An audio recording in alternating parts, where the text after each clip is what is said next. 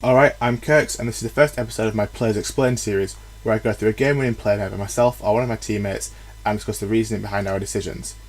This video clip here is from a recent EGL tournament. It was a one-day cup. This is actually from the final of it.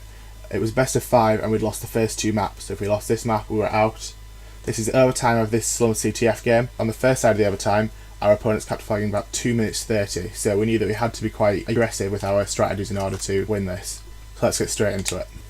I go with my usual initial rush, which is push down the right street side and then try a pre-nade over towards the skips area. Now this pre-nade fails because I forget that they have a grenade delay on EGL rules, and I usually try to push through blue and past it, but as I do that I get a call that they have a player middle, so I go up and pick up that kill.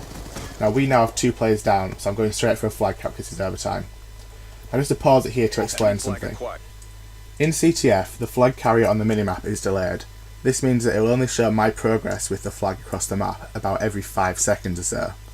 That means that when I pull it here, they won't initially know which direction that I'll have gone in.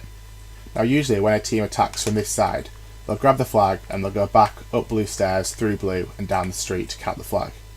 So that's what I reckon the other team will expect me to do. Now, when you attack this flag, in the position that I am, it generally makes their team spawn across in the archway.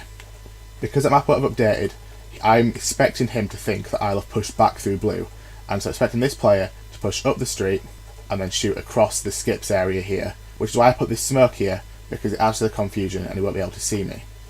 What I do instead is that I push the flag round back through their spawn and around the corner.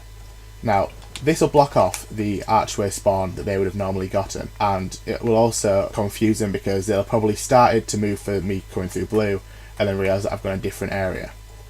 Another thing that it serves is that the other team's spawns generally, if you're pushing their flag, they'll spawn over here at the archway, but if you start pushing down this street, then they'll be spawning over in front of blue.